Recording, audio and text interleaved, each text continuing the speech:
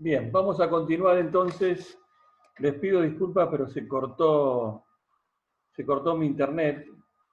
Es Fivertel, cosa que nunca sucede, pero bueno, se ve que hay una demanda muy grande y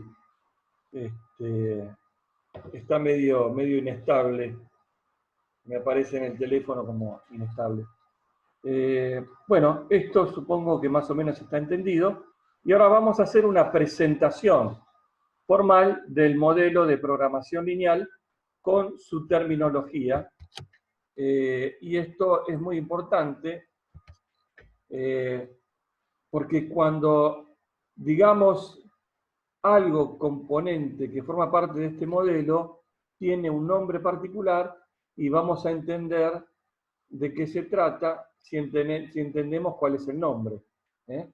Y esto no es un capricho mío, sino es una terminología internacional.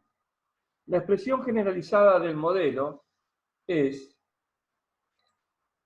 optimizar Z. Esto a veces se puede poner así también, como maximizante o minimizante.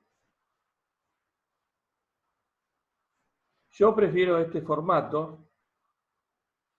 Yo prefiero este formato,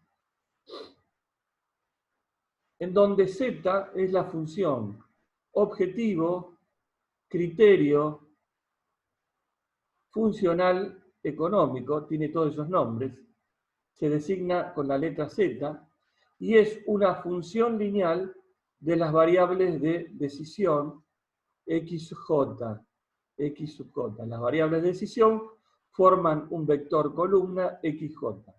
Estas variables de decisión están acompañadas de un coeficiente que se llama coeficiente del funcional y que acompañan a cada una de las variables de decisión, son los C sub J. Es decir, una forma desarrollada es C1 por X1 más C2 por X2, todo hasta Cn por Xn, dado que J varía de 1 a n. Entonces, esta expresión lineal de las variables de X de decisión X sub J representa el funcional. Sujeto a un conjunto de restricciones o disponibilidades limitantes.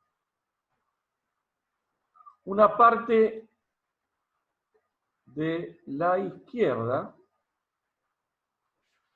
que está formado por funciones lineales de las variables de decisión. Cuando digo lineal es obviamente porque las variables de decisión tienen un exponente igual a 1, y acompañado a esa variable de decisión en la restricción, un coeficiente tecnológico que forma parte de una matriz de tipo A y J, A sub I, J,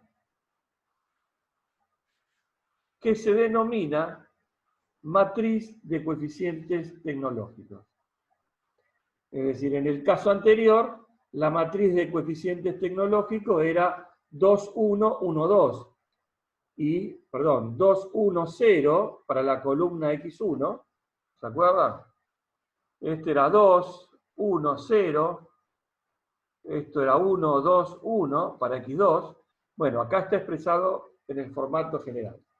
Esa matriz de coeficientes tecnológicos es muy importante porque es la expresión de cómo los recursos son consumidos y para generar un producto determinado.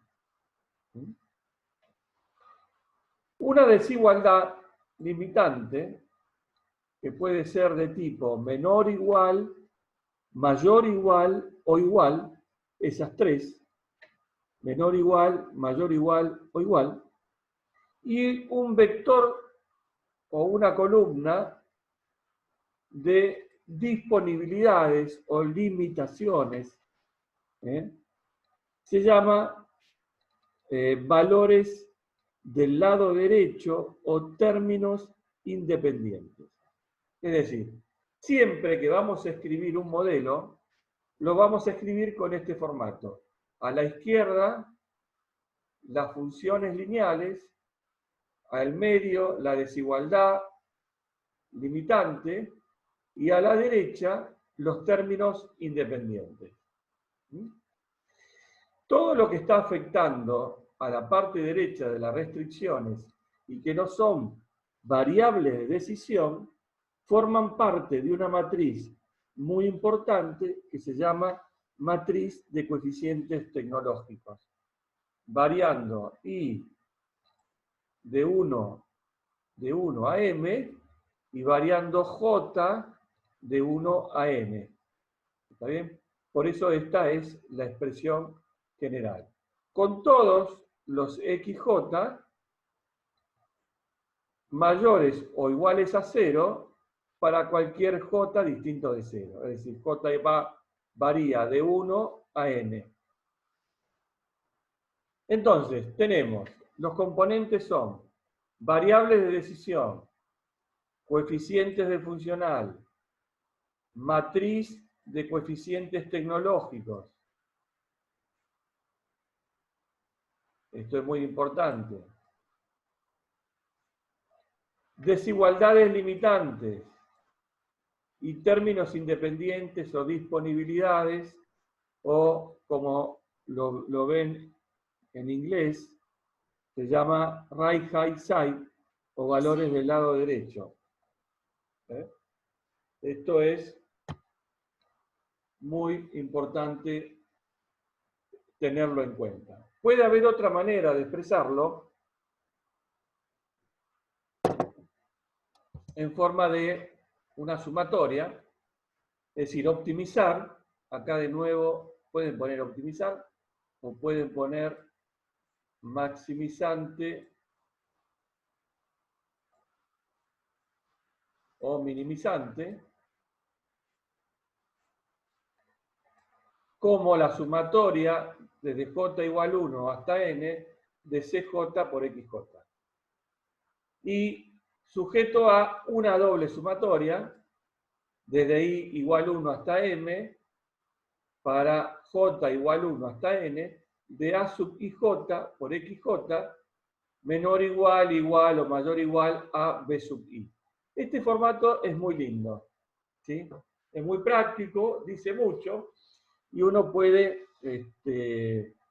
decir esto, es lo mismo que dijimos en la diapositiva anterior, son formas de expresar el mismo modelo, y acá están los mismos componentes, coeficientes del funcional, el funcional, las variables de decisión, los términos independientes, las desigualdades limitantes, las variables de decisión, la matriz de coeficientes tecnológicos, y después, obviamente, la condición y las restricciones lógicas de no negatividad. Hay un tercer formato que se llama matricial, en donde, bueno, Z es el producto de dos matrices C, que en realidad es un vector columna, X es un vector columna, bueno, A por X es igual a B, para todo X mayor que 0. Bueno, estos es un formato matricial. A mí, realmente yo no lo utilizo mucho. Yo me entiendo más con este formato y con el formato anterior. Pero puede ser expresado, lo pueden ver con el formato matricial en mucha bibliografía.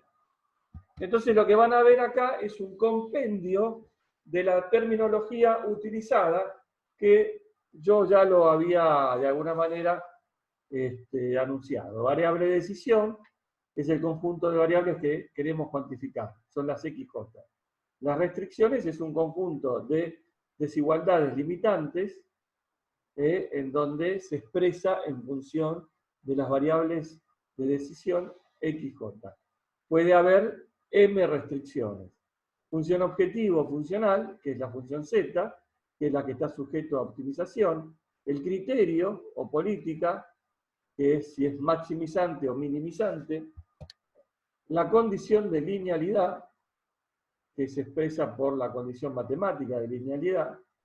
el tipo de restricción, que son desigualdades o igualdades, menor igual, mayor igual o igual, la condición de no negatividad, todas las variables mayor o igual a 0, y después tenemos el vector de coeficientes de funcional, CJ, que varía de C1 a C sub n, el vector de disponibilidad de recursos, B sub i, que varía de B1 a B sub n, que también se llama vector de términos independientes o valores del lado derecho.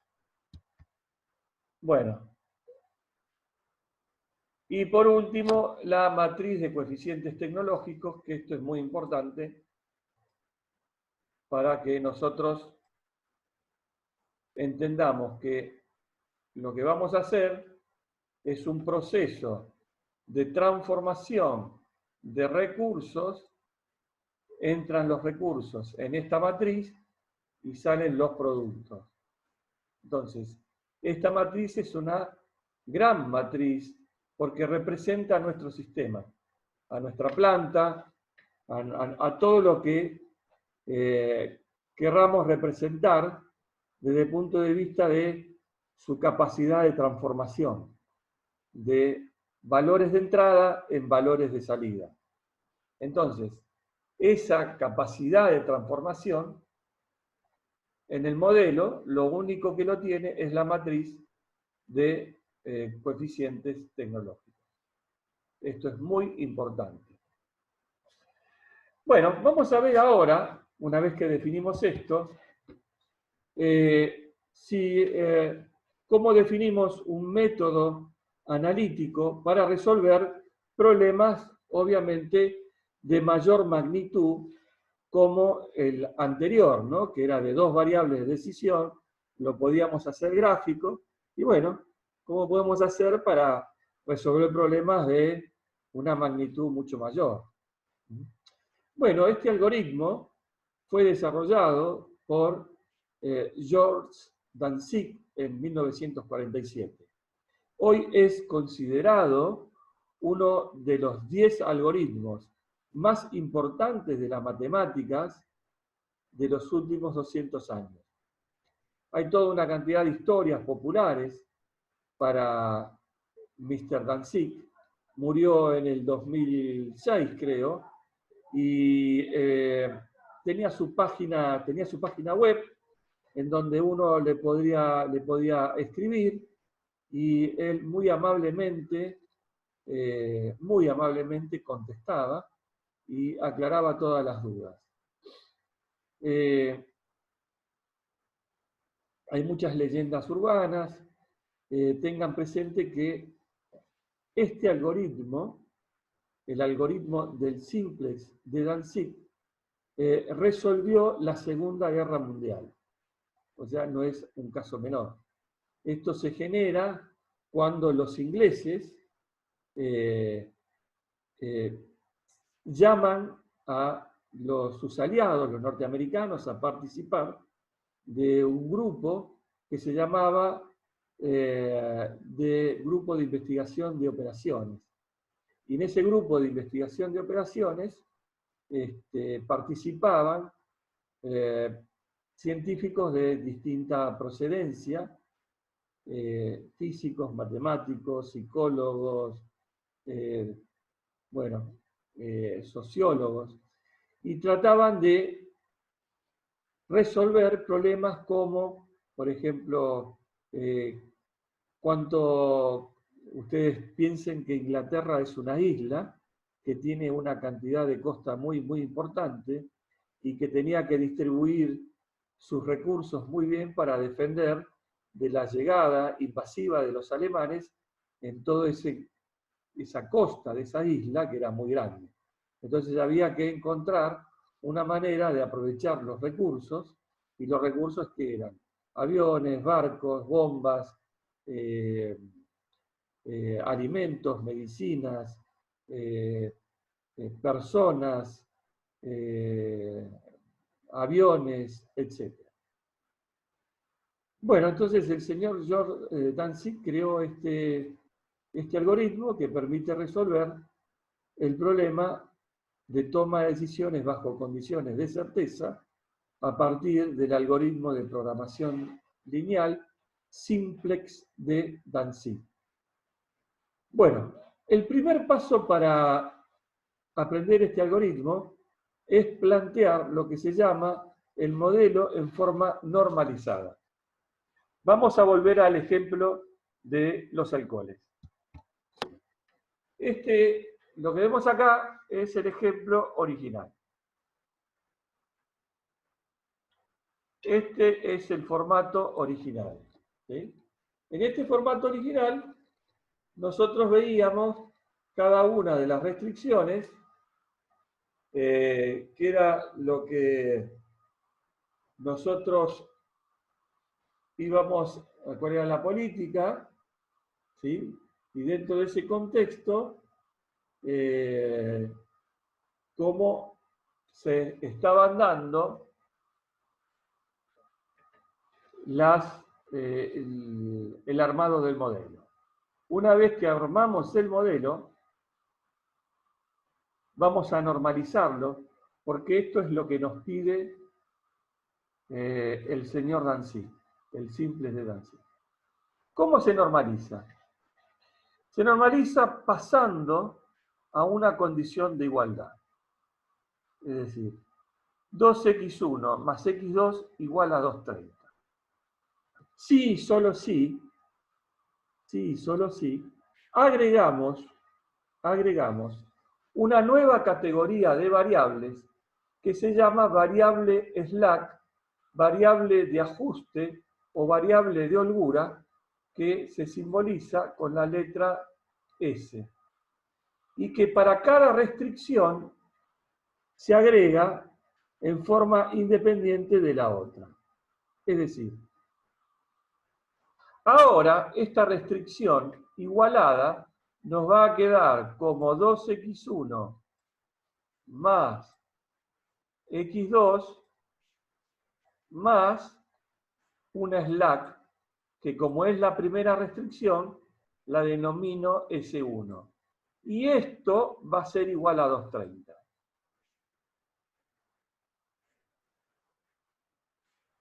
Entonces, S1 es la variable que siempre ajusta respecto de la cota numérica. Por ejemplo, cuando x1 vale 0 y x2 vale 0, es decir, estoy en el origen, S1 vale 230. Entonces, a medida que se va produciendo la transformación de los recursos, la variable S1 va tomando distintos valores de acuerdo a los valores que toman x1 y x2 en función de los coeficientes tecnológicos. ¿Por qué? Porque son los coeficientes tecnológicos, en este caso 2 y 1, este 1, que no lo pongo, pero saben que es 1, que van diciendo cómo va evolucionando el consumo de recursos en la sección producción. Entonces, hasta llegar a un punto en el cual se llega al óptimo. En el caso de los alcoholes, si ustedes recuerdan, se cumplía la condición de igualdad. Y esa condición de igualdad, ¿sí?, nos indicaba que el valor de S1 tomaba un valor igual a 0. Es decir, la holgura o el ajuste que tenía esa restricción para ese recurso, dado que ese recurso se agotaba, es 0. Con lo cual, ya me estoy adelantando diciendo que cuando un recurso se agota, su slack es igual a 0. ¿Por qué pongo 0S2, 0S3 si S2 es la slack de la segunda restricción para su formato normalizado y S3 es la slack de la tercera restricción para su formato normalizado? Porque lo voy a poner con un coeficiente 0 para decir que S2 no tiene nada que ver con esta restricción y S3 no tiene nada que ver con esta restricción.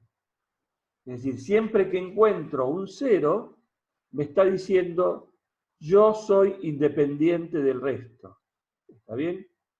Yo, S1, soy independiente de todo esto.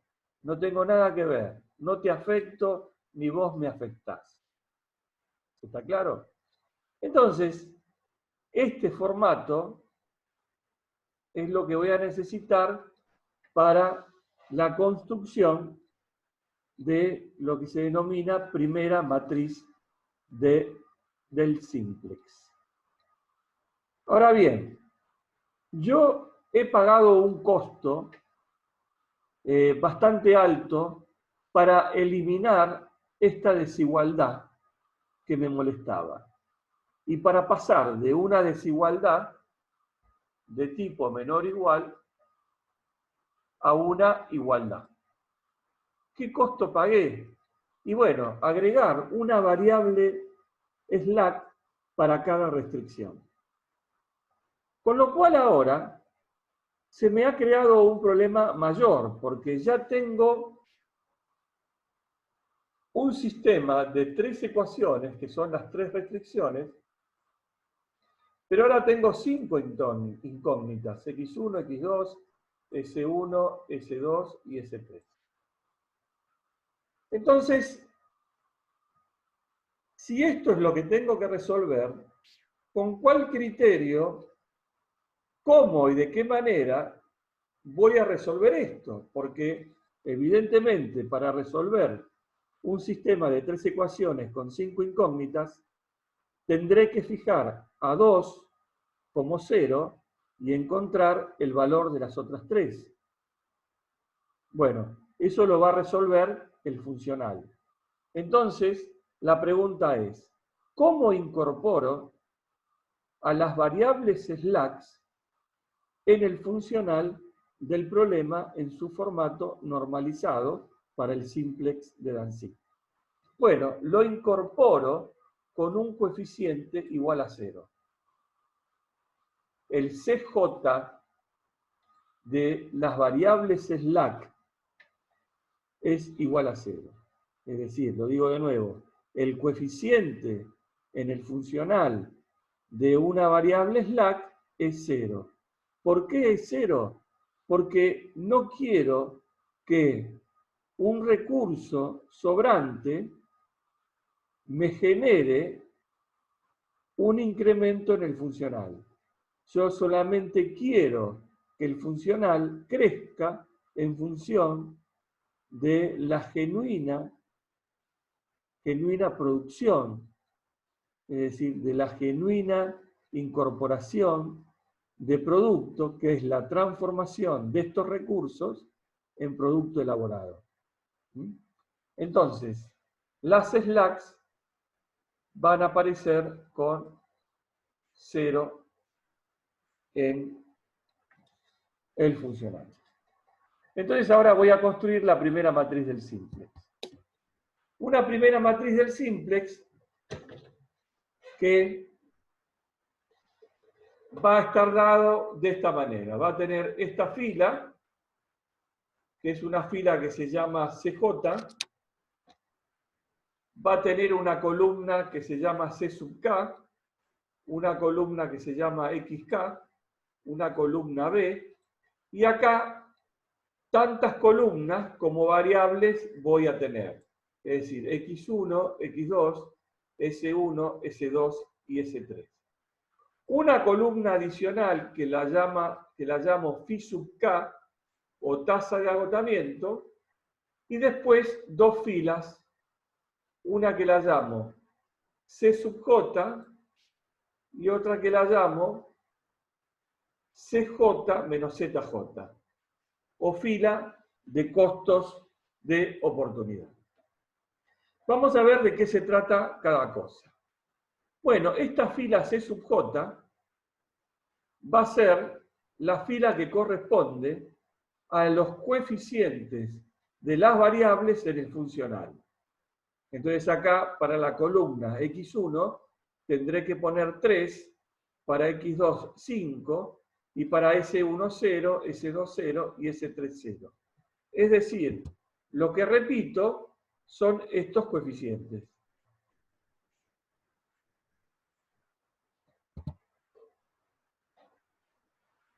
Va a tener una columna C sub k, que van a ser los coeficientes de las variables x sub k en el funcional.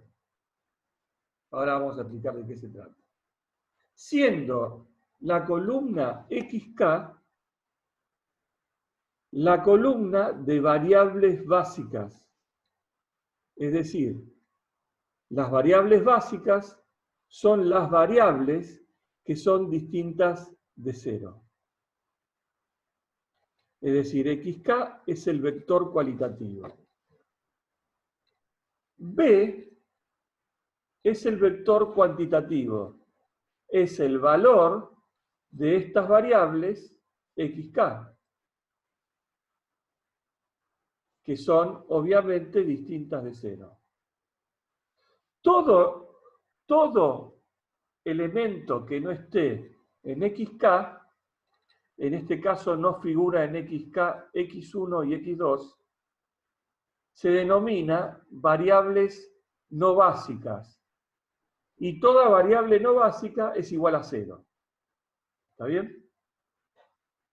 Es decir, el vector xk es un vector cualitativo denominado vector de variables básicas, siendo una variable básica una variable que es distinta de 0, cuyo valor está representado en la columna B, que es el vector cuantitativo. Esta matriz que vemos acá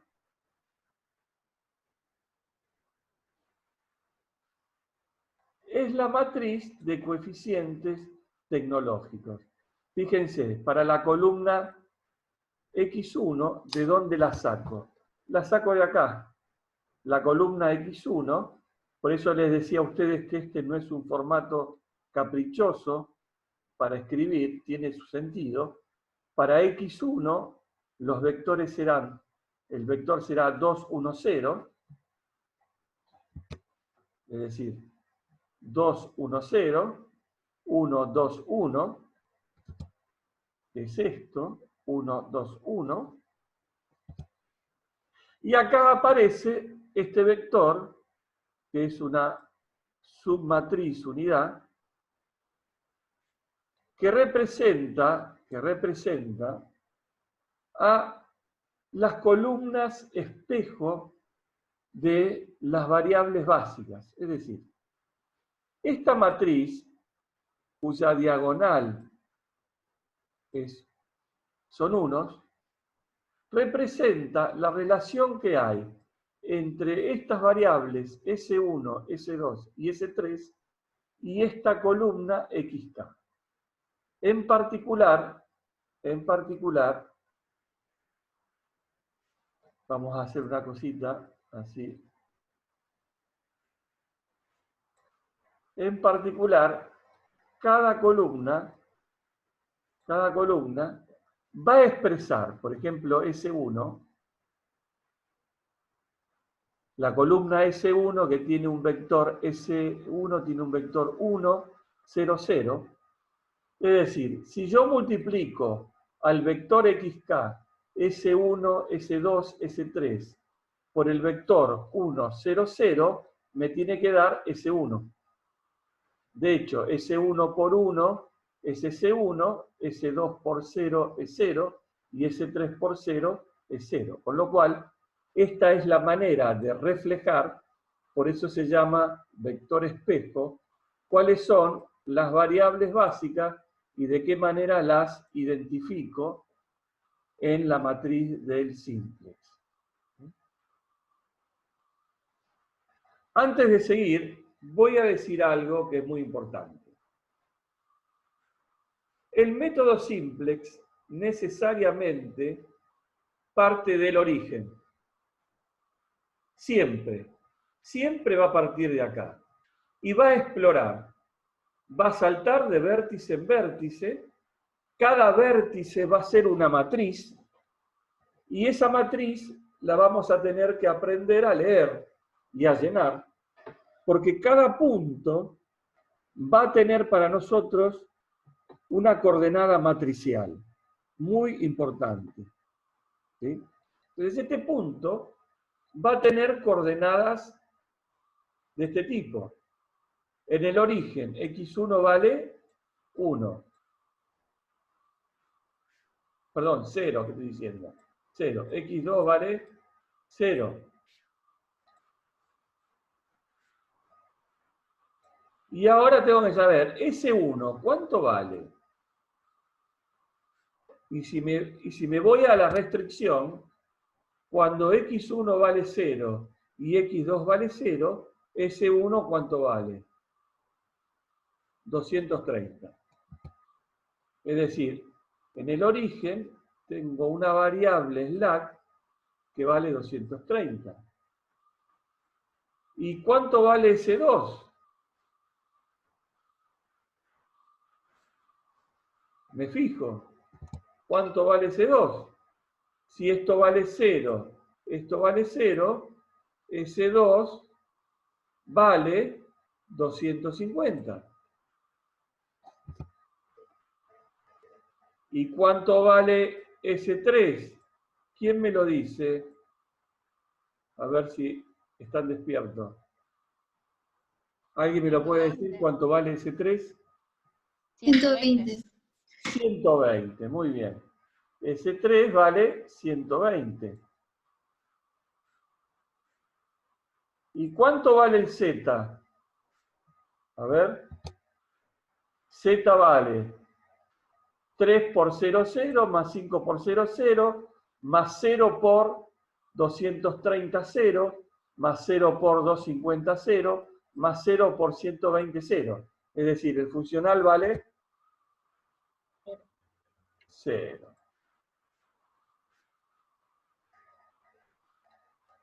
Entonces, ¿cuáles son las variables básicas? Aquellas que son distintas de 0.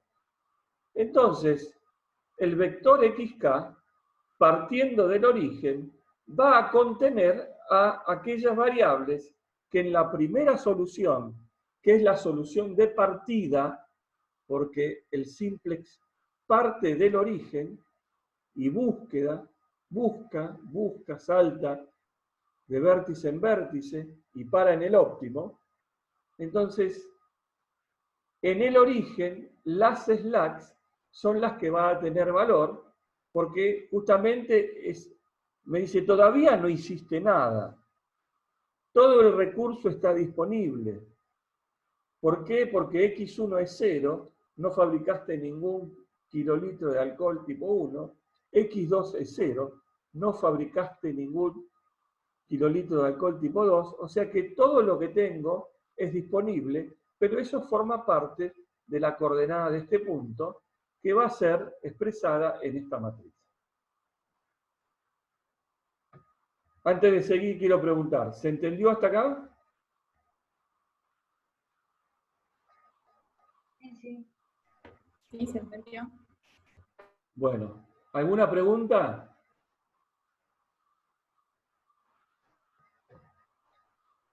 Bueno, sigo entonces.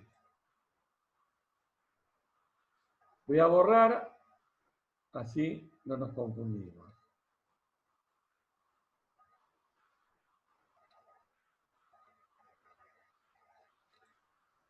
Bueno, quedó claro que este 0 de S1 se corresponde con este 0. Este 0 se corresponde con este 0 y este 0 se corresponde con este 0, porque C sub k es el coeficiente CJ de XK. Lo único que ahora lo pongo en la columna. ¿Está bien? Entonces, ahora lo que voy a hacer es calcular el ZJ. El ZJ representa la solución actual. Y es el producto de esta columna por la columna B. Es decir, ¿cómo hago esto? 0 por 230 más 0 por 250 más 0 por 120, lo cual da 0. Y el mismo concepto lo hago para cada una de las otras columnas. O sea, 0 por 2 más 0 por 1 más 0 por 0 es 0. Como este vector C sub k es todo 0, entonces todos los valores van a dar 0. ¿Se entiende? Este va a ser 0, 0, 0, 0. Entonces, C sub j representa a la solución en este punto.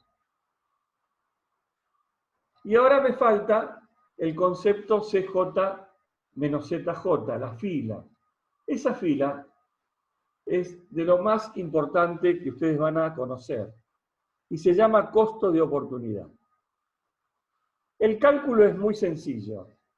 Me dice CJ menos ZJ, es decir, CJ 3 menos ZJ, que en este caso es 0. 3 menos 0 es 3. ¿Está bien? Acá es 5 menos 0 es 5. Y acá será 0, y acá será 0, y acá será 0. ¿Qué representa el costo de oportunidad? El costo de oportunidad representa si con esta matriz puedo evolucionar hacia una solución mejor. ¿Por qué? Porque ese costo de oportunidad representa la variación en el funcional por unidad de variación de la variable. En este caso, vemos que los que tienen un costo de oportunidad positivo, CJ menos ZJ, que generarían un aumento en el Z positivo, son las variables x1 y x2, que justamente son aquellas variables que no están en la base.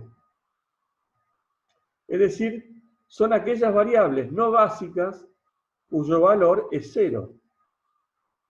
Es decir, avanzamos y evolucionamos por el simplex a partir de las variables no básicas cuyo costo de oportunidad sea positivo, porque eso genera un aumento en el funcional. El resto es 0. Y fíjense que este 0 se corresponde con S1, se corresponde con S2 y se corresponde con S3. Y curiosamente, S1, S2 y S3 son variables básicas, S1, S2 y S3. Es decir, el costo de oportunidad de una variable básica es igual a 0. ¿Por qué? Porque ya está en la base, no me permite evolucionar. El concepto de costo de oportunidad está relacionado con una paradoja construida en el año 1800 y pico, que se llama paradoja del agua y el diamante. ¿La escucharon nombrar alguna vez? No. No, yo no. Bueno, es muy obvia, pero supónganse que ustedes en su casa están al lado de la canilla que pueden abrirla y sale el agua en abundancia y no tienen ningún problema. Si quieren tomar un vaso de agua, abren la canilla y pueden tomar la cantidad de agua que quieran. Entonces, ustedes tienen la canilla con el agua por un lado y una bolsa de diamantes. ¿Qué vale más? ¿La bolsa de diamantes o el agua de su canilla?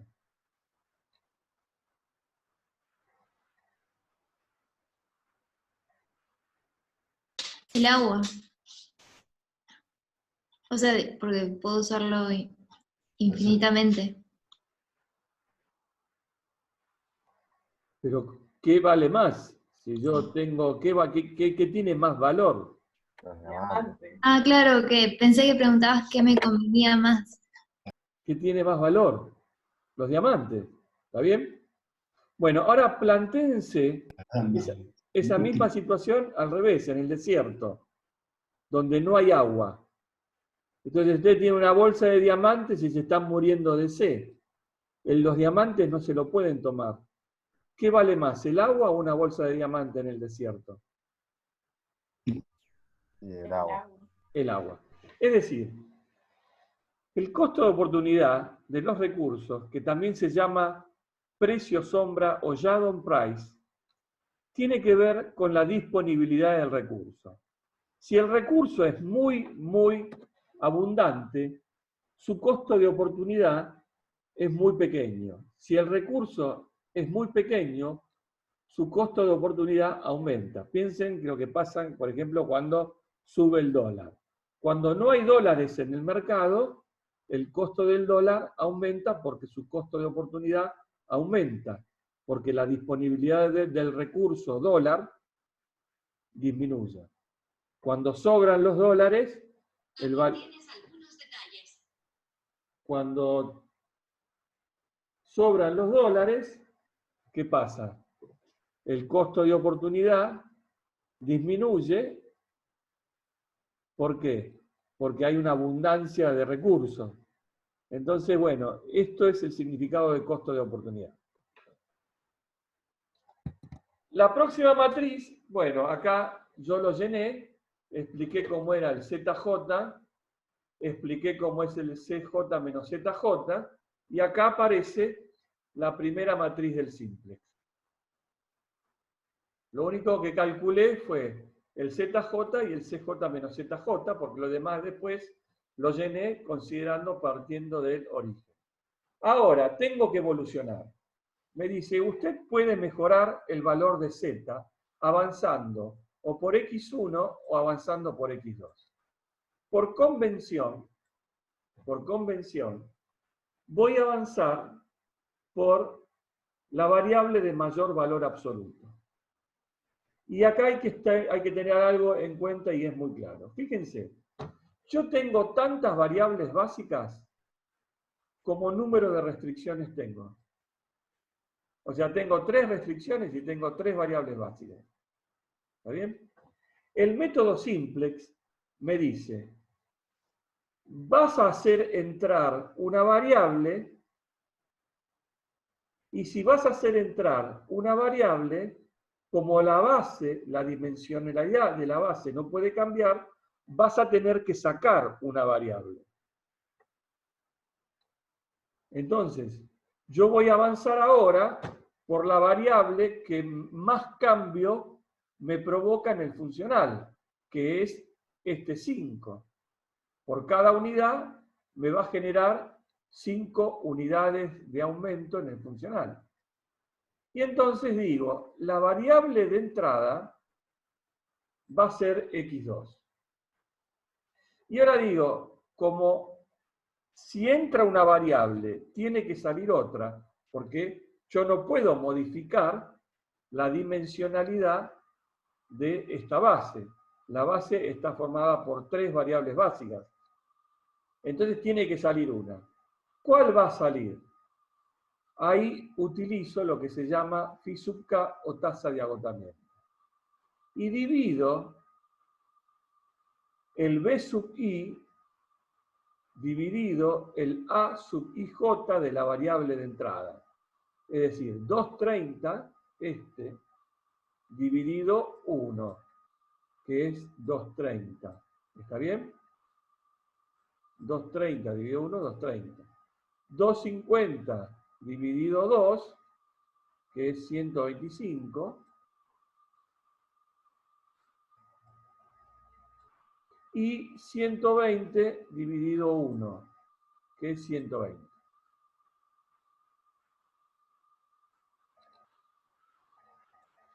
¿Qué quiere decir esto? En realidad, esto quiere decir, fíjense que esto es el coeficiente tecnológico para cada una de los recursos. ¿Se acuerda que 1 era el coeficiente tecnológico de X2 en producción, 2 en rectificado y 1 en la demanda? Que si yo voy a avanzar por X2, si yo avanzo por recurso, puedo hacer 230 unidades. Si yo avanzo por producción, por rectificado, puedo hacer 125 unidades. Pero si yo avanzo por demanda, cuando hice 120, ¿qué pasó? ¿Qué condición se cumplió?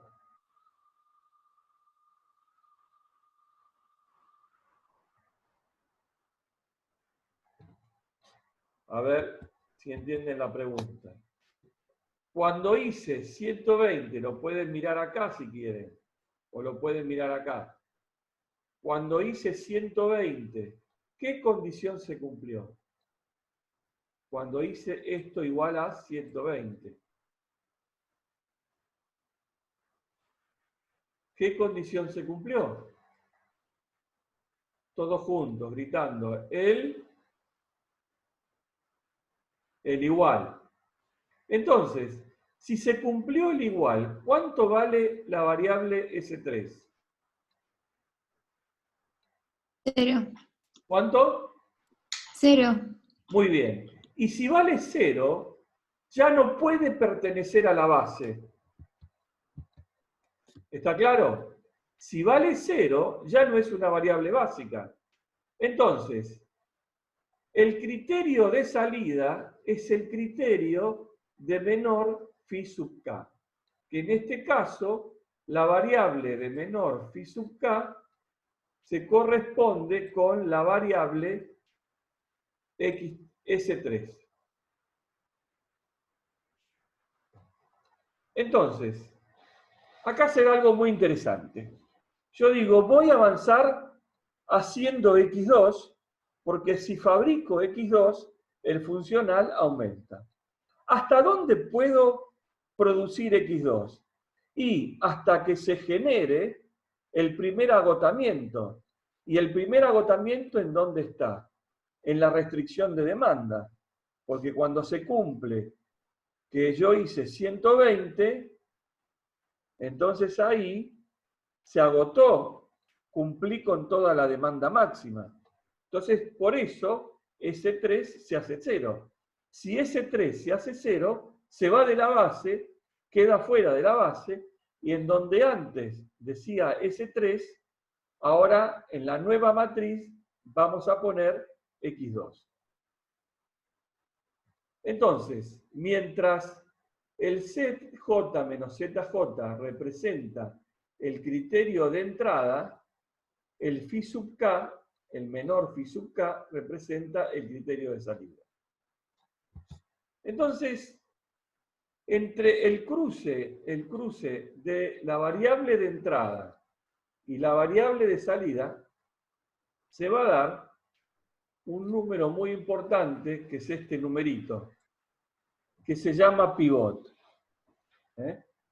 Ese número pivot va a ser el eje de la transformación de Gauss-Jordan que vamos a hacer para transformar esta matriz, que es el punto inicial, en este vértice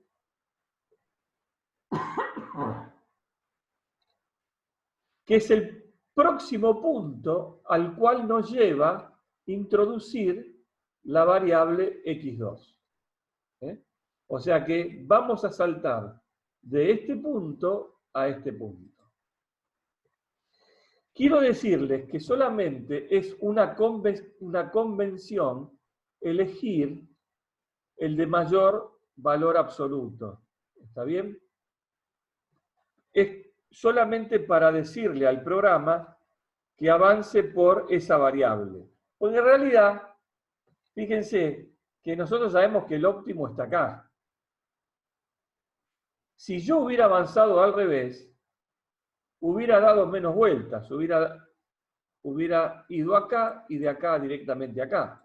En cambio, Como avanzo por X2, voy a ir acá, de acá voy a ir acá, y de acá voy a ir acá. O sea que tengo que analizar un vértice más.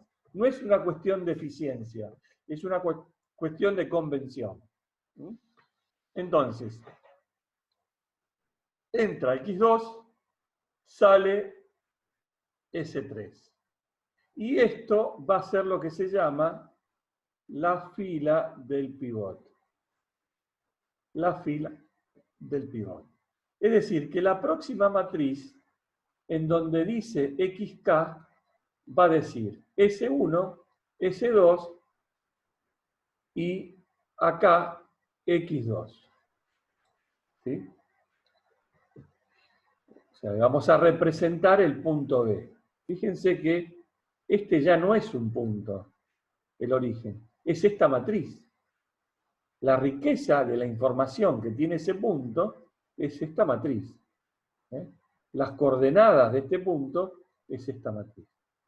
La próxima matriz que tengo que construir, todavía la tengo que construir a partir de una transformación Gauss-Jordan que elige al pivot como eje central de esa transformación. Entonces va a utilizar una regla, que es esta reglita. Ahora vamos a ver cómo se usa. En donde B' es la diagonal del pivot y lo que vamos a querer, el número que queremos transformar. Y A y C son los ortogonales a la fila del pivot. Lo primero que tenemos que hacer, esta es la segunda matriz que va a tener S1, S2 y X2. ¿Se acuerdan que la primera tenía donde decía X2, S3? Pero ahora estamos transformando y representando este punto. ¿Ok? Entonces, ahora ponemos S1, S2 y X2. El C sub K lo sacamos de acá. S1 es 0, es este 0. S2 es 0, es este 0. Y X2 es 5. X2 es 5, que es este 5. Es decir, C sub K es el CJ de XK. Y ahora vamos a hacer primero algo que es muy fácil. ¿Qué números van en la fila del pivot? En la fila del pivot, en esta fila, que es la fila número 3, para la nueva matriz, tengo que dividir la fila anterior por el pivot. O sea, divido toda esta fila de la matriz anterior, dividido el pivot, y genero la nueva fila, que es esta. Fíjense que como el pivot es 1, la repito. Como el pivot es 1, repito toda la fila. Si no fuera 1, tendría que dividir 120 dividido el pivot, 0 dividido el pivot, 1 dividido el pivot, etcétera, etcétera, etcétera. ¿Está bien? Bien, entonces aprendimos a colocar esta fila. Entonces, a ver, ¿de dónde surge este 110 que está acá? Para construir este 110 que está acá, debo ir a la matriz anterior y aplicar esta reglita. Esta reglita. Entonces vamos a identificar cuál es B, cuál es C y cuál es A. Entonces, el 110 era el B1, era este. Este es el B. Entonces, este es el B. Los ortogonales del pivot serán este 1 y este 120. Y el número a transformar siempre es la diagonal del pivot. ¿Está bien? Entonces ahí construyo este cuadradito. Fíjense que ahí construí el pivot A, B y C. Entonces, B', que es el valor en la nueva matriz, B' va a ser igual a B menos A por C sobre el pivot. Hagámoslo acá. B', voy a poner B', será igual a B, que en este caso B es la diagonal del pivot, es 230,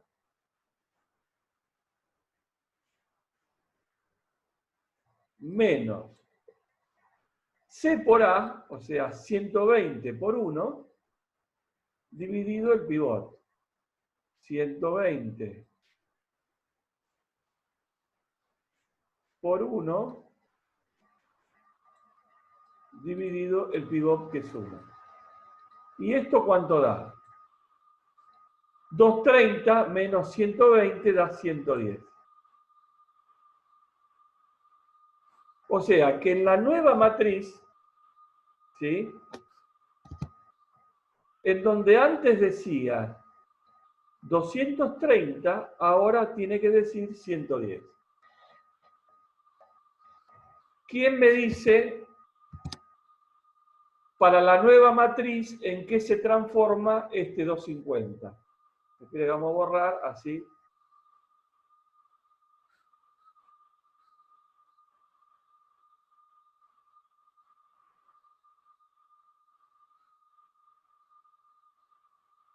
Para la nueva matriz, ¿en qué se transforma este 250? ¿Quién me dice? Fíjense que el 250 es de la fila 2. Y igual 2. Acuérdense de la reglita de la bandera de Japón. Todavía estoy en este esquema. ¿Cómo será?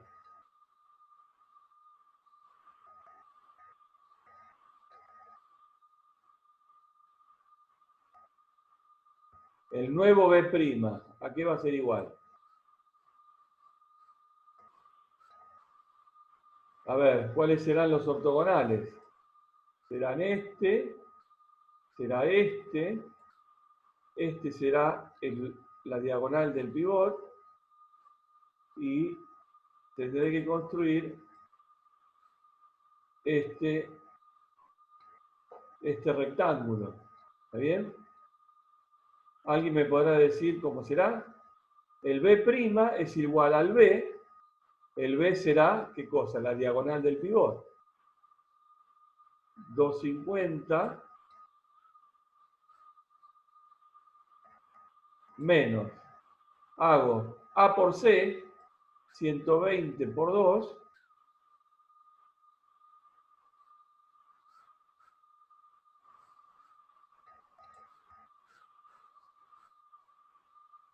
dividido el pivot.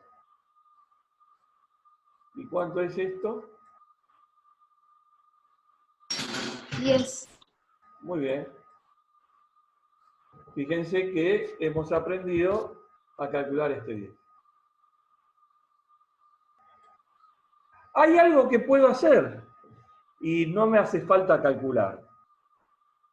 Por ejemplo, las variables básicas es S1, S2 y X2. En la columna S1 ya puedo poner 1, 0, 0 porque es el espejo para S1. En la columna S2 puedo poner 0, 1, 0 porque es el espejo para S2, que es variable básica. Y en la columna X2 puedo poner 0, 0, 1 porque justamente es el espejo de la variable X2. O sea, estos valores 1, 0, 0, 0, 0, 1, 0 y 0, 0, 1, que es la matriz unidad que refleja a la base o al vector XK, ya la puedo poner porque son variables básicas. O sea que en realidad lo que me faltaría calcular es la columna X1 y la columna S3. Por supuesto que acá está calculada. Pero vamos a ver, ¿de dónde surge este 2? ¿Cómo saco este 2? Me voy a la matriz anterior. Y este 2, ahora borro acá, para no confundir.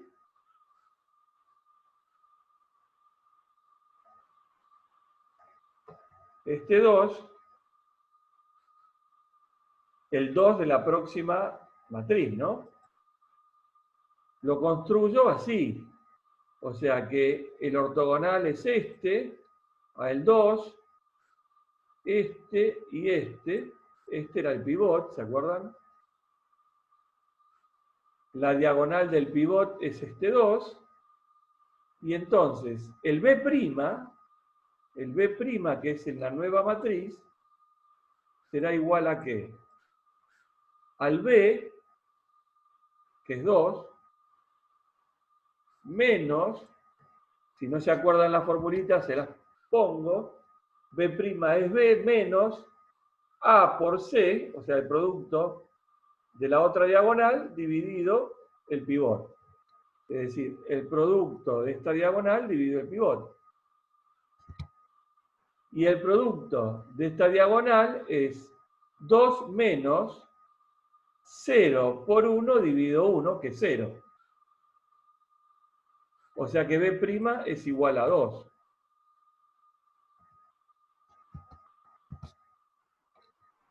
Por eso aparece este 2. ¿Podrían ustedes calcular los otros componentes y decirme si les da igual? Calcular el ZJ y calcular el CJ menos ZJ. Calcular la tasa de agotamiento.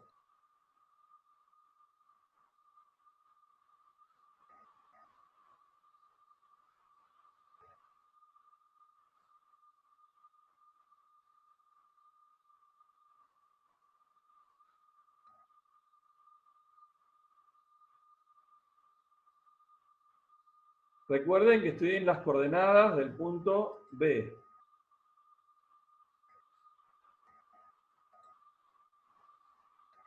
Bueno, si lo hacen, les va a dar esto. Y yo les recomiendo que hagan el esfuerzo después de aplicar estos conceptos y determinar, porque esto es repetitivo. El método simplex es un método iterativo que se pregunta en todo momento si existe una solución mejor. ¿Cómo sé si existe una solución mejor? Porque hay algún número positivo en la fila CJ menos ZJ. Entonces, estoy en el punto B. ¿Existe una solución mejor? Sí. ¿Por qué? Porque hay un número positivo. ¿Cuál es ese número positivo? El 3 de la columna X1. Entonces ahora voy a avanzar por X1. Es decir, voy a hacer que se produzca X1. Porque X1 no está en esta base. Y si no está en esta base, vale 0. Y como es una variable no básica, tiene un costo de oportunidad. Y ese costo de oportunidad es lo que representa el aumento del funcional cuando esa variable ingresa a la base. Entonces, voy a avanzar por X1. Si avanzo por X1, ¿cuál voy a sacar de la base? De nuevo repito el concepto phi sub k, que es B sobre el A y J de la variable de entrada. Entonces hago 110 dividido 2, que es 55, hago 10 dividido 1, que es 10, y hago 120 dividido 0, que no me interesa porque es indeterminado o más infinito. Entonces voy a avanzar por ¿qué variable? Voy a avanzar por la variable que tiene menor phi sub k. Y esta variable de menor phi sub k se corresponde con ¿qué variable? Con la variable S2. Entonces ahora acá voy a tener el punto pivot para construir la tercera matriz. Y fíjense que la tercera matriz va a estar relacionada con el punto C. O sea, voy a saltar acá. Del punto B, estaba en el punto B, que era esta matriz, y entonces digo, ¿puedo tener algo mejor? Sí. Si saltás al vértice C, tenés un funcional mejor. Y ahí construyo el punto C, que es este. Y una vez que calculo todos los componentes, me pregunto, ¿hay algún CJ menos ZJ positivo? Entonces leo y digo sí, hay uno que vale 1, que se corresponde a la variable slack S3. Entonces, acá tiene que decir igual, ¿no? Perdón.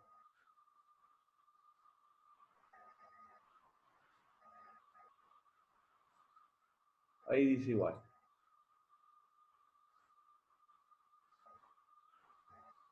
O sea, igual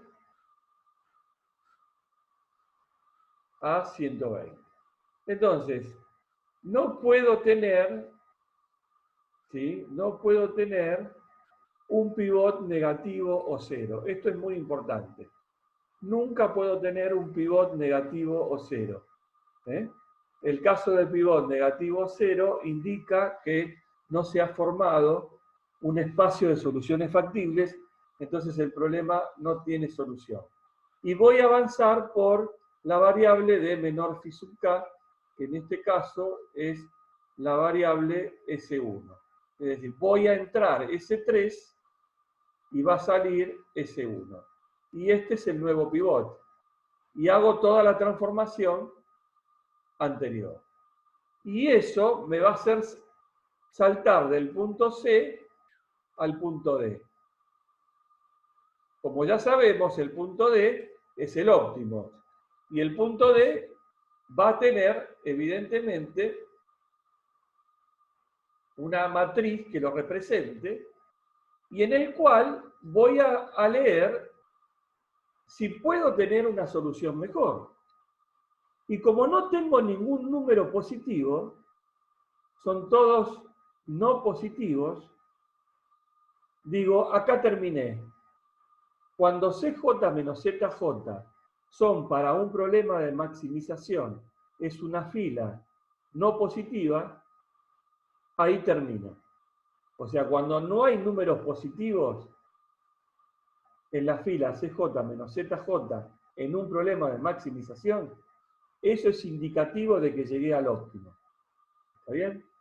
Fíjense que acá las variables básicas tienen un costo de oportunidad igual a 0, x1, x2 y s3, es decir, s3, x1 y x2 son variables básicas, el costo de oportunidad es 0,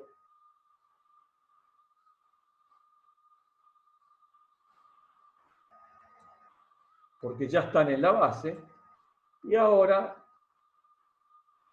ya puedo leer la solución del problema en esta matriz.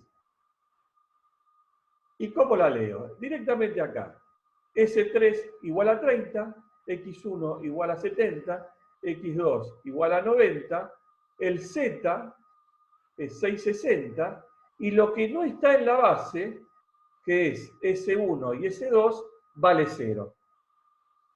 S1 y S2, si bien no es el recurso, representa a la utilización del recurso. ¿Está bien? Entonces, acá hay algo muy importante y con esto vamos a terminar la clase. Fíjense que S1 es una variable no básica. ¿Por qué? Porque no está en el vector xk. Y si es no básica, es igual a 0. S2 es una variable no básica. ¿Por qué? Porque no está en el vector xk. Y si es no básica, su valor es 0. Fíjense que S1 representa al slack de la restricción de producción. Y S2 representa la slack de la restricción de rectificado. Si la slack en una restricción de tipo menor o igual es 0, quiere decir que el recurso se agotó. Entonces, el recurso agotado tiene un costo de oportunidad distinto de 0. Que en este caso es menos 0,33 menos 2,33. ¿Esto qué significa? Significa que si S1 valdría 1, si S1 valdría 1, el funcional disminuye en 0,33 unidades. Lo voy a decir de otra manera. Si en vez de utilizar 230 unidades de recurso, utilizo 229 unidades de recurso, es decir, me sobra una unidad de recurso, el funcional, por esa unidad sobrante de recurso en la sección producción, disminuye en 0,33 unidades. Por el contrario, si aumento el recurso en una unidad, es decir, en vez de tener 230 unidades, tengo 231 unidades de recurso, por cada unidad de recurso adicional, el funcional aumenta en 0,33 unidades. Lo mismo pasa con S2. Por cada unidad de recurso que no utilizo, el funcional me disminuye 2,33 unidades. Y por cada unidad de recurso que agrego, el funcional me aumenta en 2,33 unidades. Entonces, esta es la clave de todo este proceso que termina en un proceso de toma de decisiones bajo condiciones de certeza. Pregunto, si viene el dueño de la fábrica y me dice, ingeniero, mire, le voy a dar para que agregue horas extras en alguna de las secciones. ¿En qué sección usted agregaría horas extras? ¿En la sección producción o en la sección rectificado? Pregunto a la clase. Puede ser que en rectificado, o sea, S2, Muy bien, ¿por qué? porque me daría un aumento de 2,33, en cambio del otro me da 0,33 en mi funcional. Perfecto, Eugenia. Esa es la respuesta. Entonces, ¿se dan cuenta para qué sirve esta herramienta? Les mostré una cosita, nada más. Ahora hago otra pregunta.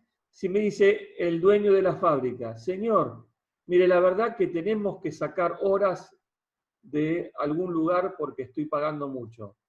¿De dónde puede sacar usted horas? Disminuir el recurso. ¿De dónde sacaría? ¿De producción o de rectificado? Otra que no sea Eugenia, ¿eh?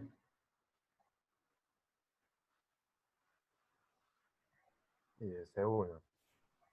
¿De dónde? De S1. O sea que sería la sección de producción. Muy bien. ¿Cómo es tu nombre? Sebastián. Sebastián. ¿Por qué? ¿Por qué? A ver, decime por qué y ya me quedo muy feliz. Sí, porque por la misma capacidad, o sea, de producción podrías producir S2 que te va a producir 2 más. ¿Y acá qué pasa? ¿Cómo? ¿Y con ese 1 qué pasa? Y con la misma capacidad de producción producís 0,33 y con el otro vas a producir 2,33. A ver, no es exactamente producir. Es lo que disminuye o aumenta el Z. ¿Está bien? Claro. Después te la voy a complicar con lo que vos decís, pero yo quiero que entiendas este concepto de costo de oportunidad. 0,33 es lo que varía el Z por unidad de variación de S1. ¿Está bien? Lo que Claro. pasa que si yo saco horas de S1, el funcional disminuye menos que si saco horas de S2. Eso es lo que sería la respuesta correcta. Pero estabas bien orientado. ¿Está bien? Claro. ¿Se entendió esto? Bueno, Sí. obviamente que todos estos números tienen un significado y después vamos a ver. Yo puedo pedir que ustedes intenten para la próxima clase hacer el esfuerzo de entender esto y de hacer estas matrices.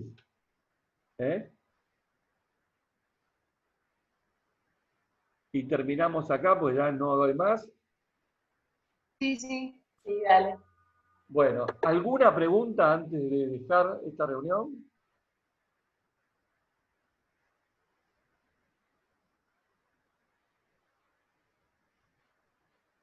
No puedo creer que mi talento como docente sea infinito, así que alguna duda tienen que tener.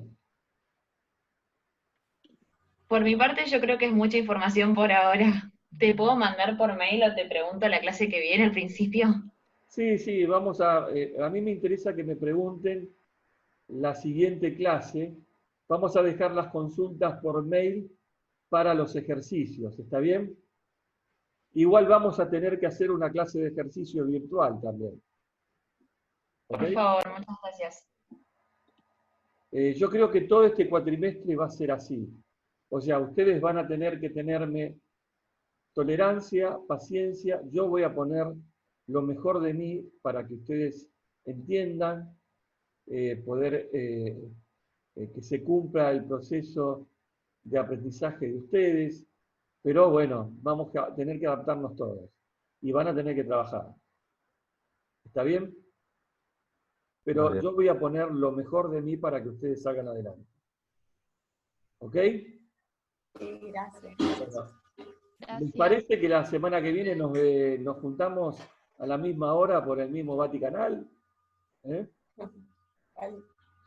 Vale, perfecto. 15:30, ¿les viene bien a todos? Sí, sí. Dale, dale. Bueno, que tengan un buen fin de semana y gracias por todo. Gracias, igualmente. Gracias. Gracias. Chao, gracias.